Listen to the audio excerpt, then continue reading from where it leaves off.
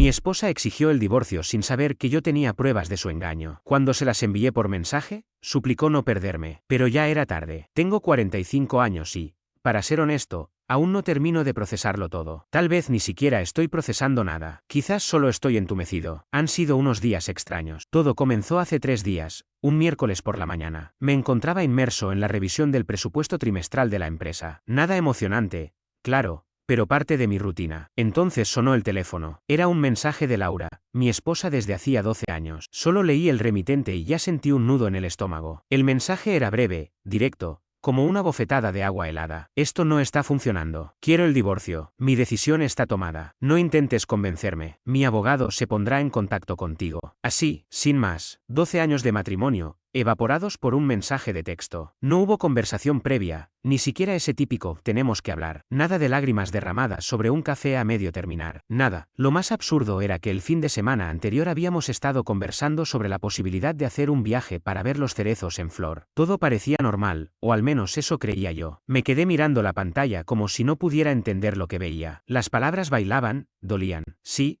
había dolor, un malestar seco alojado en el pecho. Pero más que nada, sentí una calma gélida, como anestesia emocional. Si ella quería frialdad, iba a recibirla. Le respondí con un simple, entendido. Después de ese instante congelado, mi mente comenzó a despejarse y el lado práctico tomó el control. Dijo que su abogado me contactaría. Bien, eso significaba que esto ya era una batalla legal. Todo lo que habíamos construido juntos se reducía ahora a una lista de bienes compartidos y deudas a dividir. Y, sorprendentemente, me resultó fácil desapegarme. Era como si observara una escena protagonizada por alguien más. Un poco de contexto. Siempre fui de los que observan en silencio. Hace unos años noté que Laura comenzó a comportarse de manera distante. Más reuniones de trabajo en la noche, llamadas susurradas desde otra habitación. No era tonto, así que contraté a un investigador privado, un tal Fabián, para averiguar qué estaba pasando. Fabián era discreto, de perfil bajo, nada que ver con el estereotipo de detective que uno imagina. Eso quizá lo hacía más eficaz. Me costó bastante ese servicio,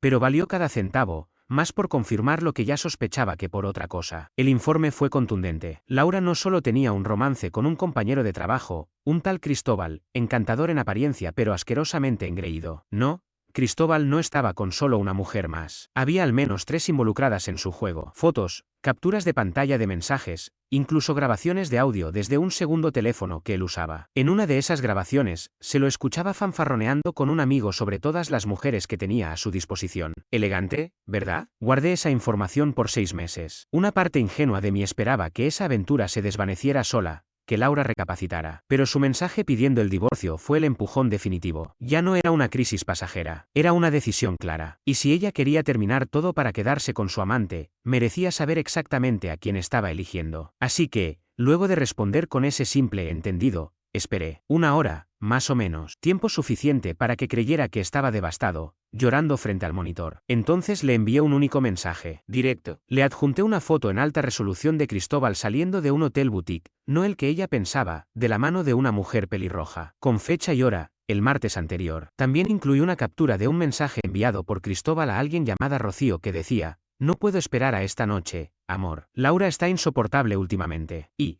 como toque final, un fragmento de la grabación en la que se lo oía claramente decir: la tengo comiendo de la mano. Sirve para una cena cara y nada más. Apagué el teléfono, respiré hondo, y volví a mis hojas de cálculo. De repente, los números tenían más lógica que cualquier emoción humana. Actualización. La reacción no se hizo esperar. O mejor dicho, sí se demoró unas horas porque el teléfono permaneció apagado toda la tarde. Pero cuando lo encendí, fue como presenciar un estallido digital. 37 llamadas perdidas, 11 mensajes de voz, decenas de textos, cada uno más desesperado que el anterior. El contenido era una mezcla de negación, confusión y súplica. ¿Qué es esto? Esto es falso. No puede ser real. ¿De dónde sacaste eso? Contéstame. Necesitamos hablar. Fue un error. Estaba molesta. No quiero divorciarme. Cristóbal tal vez no sea perfecto, pero podemos solucionarlo. No hagas esto. Esa pelirroja seguro es su prima. Estás intentando destruirme. Voy para casa. Tenemos que hablar. Esto es un malentendido. No me voy a divorciar. La forma en que pasó de determinación absoluta a víctima incomprendida fue reveladora. Su mundo se había desmoronado solo cuando su amante resultó no ser tan exclusivo como ella pensaba. No respondí. No había nada más que decir. A eso de las 6 de la tarde, sonó el timbre. Era Laura, con el rímel corrido, el cabello enmarañado, y los ojos como platos. Por el portero automático, le hablé con una tranquilidad calculada. Laura, tú dijiste que tu abogado se comunicaría. Estoy respetando eso. Toda conversación pasa ahora por los canales legales. Ella insistía desde el otro lado. Fue un error. No quiero divorciarme. Cristóbal no significa nada. Podemos arreglar esto. Tú y yo, por favor. Pero para mí, ya no había vuelta. Lo único que me interesa arreglar ahora es servirme un buen trago. Mi abogada, la señora Natalia, se pondrá en contacto con tu representante legal. Eso, claro, si ya contrataste uno como aseguraste con tanta seguridad. Si no es así, ella esperará a que designes a alguien. No puedes echarme así. Esta también es mi casa, me dijo Laura. Técnicamente, la propiedad está a mi nombre, respondí con calma. El acuerdo prenupcial, ya sabes. Siempre escuchen a sus amigos escritores cínicos. Chicos, fuiste tú quien se fue, Laura. Fuiste tú quien decidió terminar todo. Yo solo estoy siguiendo el camino que marcaste. Tendrás la oportunidad de venir a recoger tus pertenencias personales, pero será en un horario pactado y supervisado. Ahí fue cuando rompió en llanto. Lágrimas verdaderas, creo. O quizás solo era frustración al ver cómo su pequeña bomba le había explotado en la cara de manera tan espectacular. ¿Y Cristóbal? Dijo de pronto. Él me juró que yo era la única. Durante un instante, mi expresión se quebró apenas. Tal vez fue compasión lo que sentí, pero si lo fue, desapareció tan rápido como llegó. Después de todo, fue ella quien decidió dinamitar nuestra vida. Parece que Cristóbal dice muchas cosas a muchas personas, le dije. Quizá debiste verificar algunas cosas antes de asegurarte de que tu decisión era definitiva. En ese momento apareció su hermana Rocío, 45 años, solo 11 meses mayor que Laura. Siempre fue su cómplice, la que jamás la cuestionaba, convencida de que ella no podía equivocarse. Rocío subió los escalones a toda prisa y comenzó a gritar. ¿Qué demonios está pasando? Laura está hecha polvo. Le mandaste mensajes horribles. ¿Cómo pudiste ser tan cruel? ¿Cruel? Repliqué sin alterarme. Creo que la crueldad comenzó cuando Laura me envió un mensaje de texto, sin previo aviso, pidiendo el divorcio después de 12 años juntos. Yo simplemente le aclaré las consecuencias de su elección. Cometió un error. Estaba alterada. ¿Sabes cómo se pone? Y ese tal Cristóbal, seguro fue todo un malentendido. Vaya contorsiones mentales. Impresionante. ¿Malentendido? ¿Con 3 mujeres diferentes? Sí, claro, un malentendido múltiple. Mira, no quiero seguir hablando. Para eso están los abogados. Ese fue el acuerdo, y sigue siéndolo. Corté el intercomunicador, cerré las persianas y me serví ese trago. No sabía tan bien como pensaba, pero el silencio, ese sí valía oro. Actualización. Vaya semana. Y cuando digo vaya, me refiero a un desfile constante de reclamos, manipulación emocional y una colección patética de trucos sucios. Laura y Rocío corrieron directo a sus padres, Diana y Raúl. Normalmente son personas amables,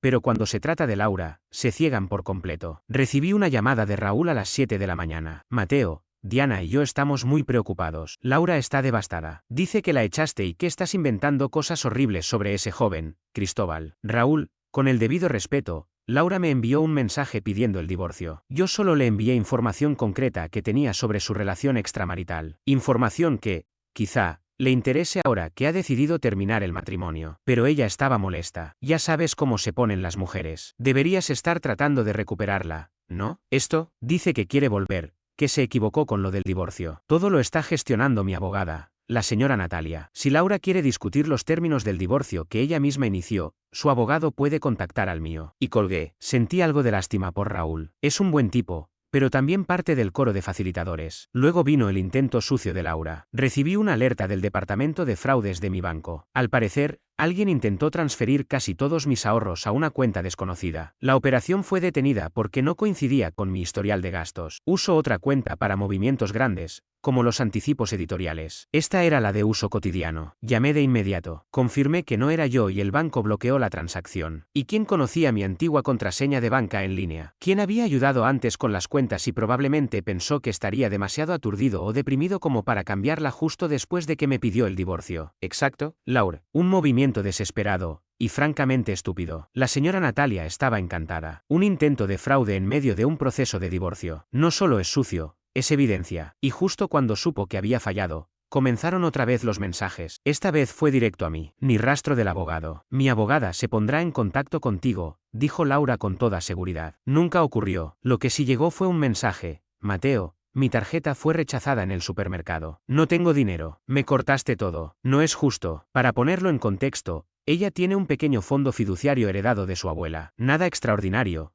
pero podría cubrirle algunos meses de alquiler si fuera cuidadosa. Aunque claro, Eso implicaría dejar de gastar como si el dinero creciera en los árboles. Y seguro preferiría cualquier cosa antes que tocar ese fondo mientras aún creyera que podía seguir exprimiéndome para sus gastos diarios. ¿Otro mensaje? Cristóbal no contesta mis llamadas.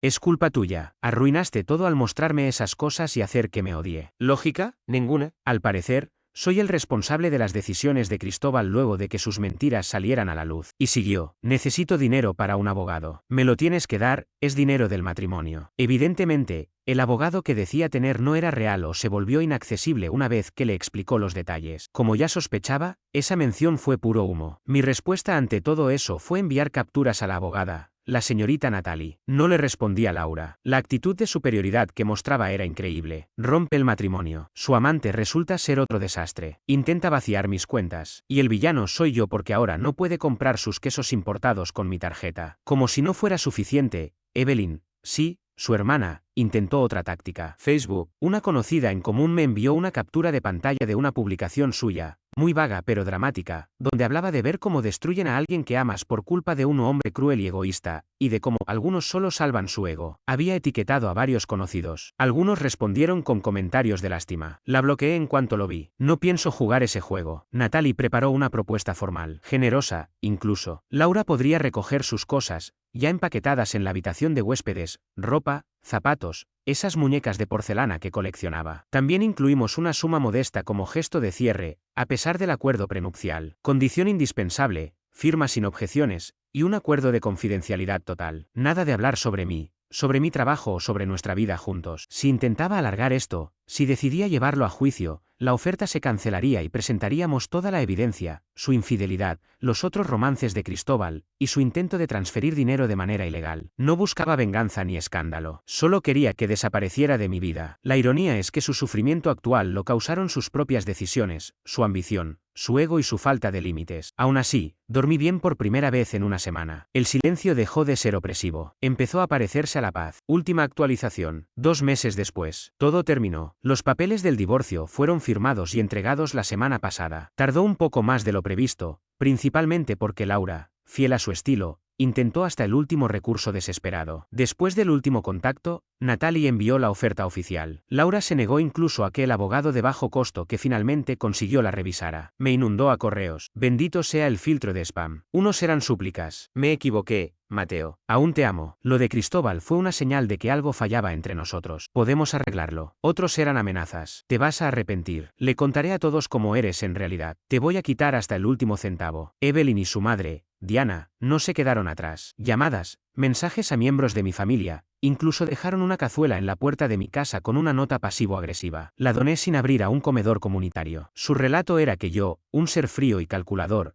había llevado a la pobre e inocente Laura a un momento de debilidad, y luego la había destruido. Las acrobacias mentales que hacían para justificarlo merecían medalla olímpica. El punto de quiebre llegó cuando Natalie presentó formalmente al abogado de Laura la evidencia del intento de fraude bancario. El joven, claramente inexperto, pareció perder el color del rostro. Acompañamos eso con una amable advertencia sobre las consecuencias legales que eso podía acarrear. De repente, su actitud cambió por completo. Y, de pronto, ya estaban más que dispuestos a sentarse a negociar el acuerdo. Probablemente, en algún punto, alguien le dijo a Laura que su posición era insostenible. Quizá fue su propio abogado, quien, a juzgar por su actitud, parecía más resignado que comprometido. Entonces llegó el acto final de su descaro. A través de ese mismo abogado, exigió más dinero. Quería la mitad del valor de la casa, a pesar de que el acuerdo prenupcial especificaba que estaba únicamente a mi nombre y que la propiedad había sido adquirida antes de que siquiera nos conociéramos. No se detuvo ahí. También pidió una pensión vitalicia. Quiso apropiarse de mi reloj Omega Speedmaster, un modelo vintage que perteneció a mi padre y que él me había dejado como recuerdo. Absurdo. Incluso reclamó derechos sobre ciertos personajes que,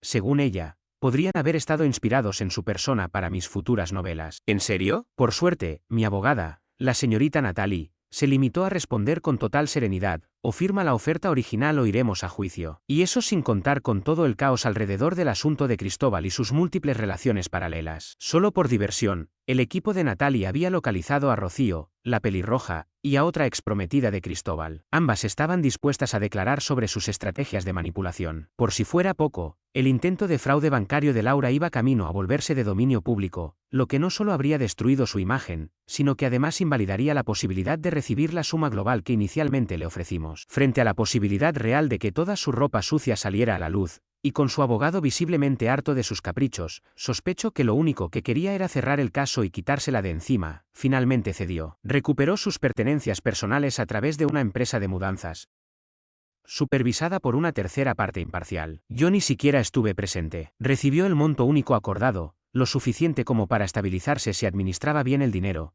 pero lejos de lo necesario para mantener el nivel de vida al que se había acostumbrado conmigo. También firmó el acuerdo de confidencialidad. Y ahí terminó su capítulo. Pero lo mejor, sin duda, fue el efecto dominó que provocó en su entorno. Cristóbal, predeciblemente, desapareció en cuanto se dio cuenta de que ya no tendría acceso a mis recursos. Parece que ya está saliendo con alguien más. ¡Qué sorpresa! Laura, por su parte, se está quedando en casa de Evelyn. Y según me contó una persona cercana a ambas, que no pudo evitar compartir algo del chisme, la convivencia está siendo complicada. Evelyn está descubriendo que esa versión emocional y frágil de Laura también espera que todo le sea servido sin hacer el menor esfuerzo, y empieza a molestarse ahora que eso implica que su sofá y su despensa estén constantemente ocupados. Los padres de Laura todavía la están apoyando, no me cabe duda, pero no podrán sostener su estilo de vida anterior para siempre. Tarde o temprano, tendrá que conseguir un empleo de verdad, o encontrar a otro Cristóbal que quiera hacerse cargo. ¿Y yo? Los primeros días fueron extrañamente silenciosos. Por momentos, creía escuchar el sonido de su taza de té al posarse en la encimera, pero esa sensación se fue desvaneciendo. Volví a escribir. Las ideas fluyen. Mi agente está encantada con el nuevo giro más oscuro que ha tomado mi protagonista. ¡Qué ironía! No hubo gritos, no hubo escenas dramáticas en tribunales. No necesité levantar la voz ni buscar venganza activa. Solo le mostré un espejo. El mensaje que le envié con las pruebas sobre Cristóbal no fue una forma de castigo. No del todo. Fue un acto de claridad. Ella estaba a punto de tomar una decisión que cambiaría su vida, basada en una fantasía. Yo simplemente le ofrecí la verdad. Lo más revelador fue ver cómo su rotunda afirmación de mi decisión está tomada se desmoronó en cuanto su amante quedó expuesto. Esa parte fue, sin dudas, la más satisfactoria. Le quitó la máscara a su supuesta determinación, dejando al descubierto lo que realmente fue: una jugada de poder, un intento de forzarme a suplicar, o de reemplazarme por algo mejor. Lo que nunca imaginó fue que iba a llamarle el farol y que además tendría una carta ganadora guardada. Intentó jugar ajedrez, sin saber que yo ya conocía el final del juego. Ella creyó que era la protagonista de esta historia, pero en realidad,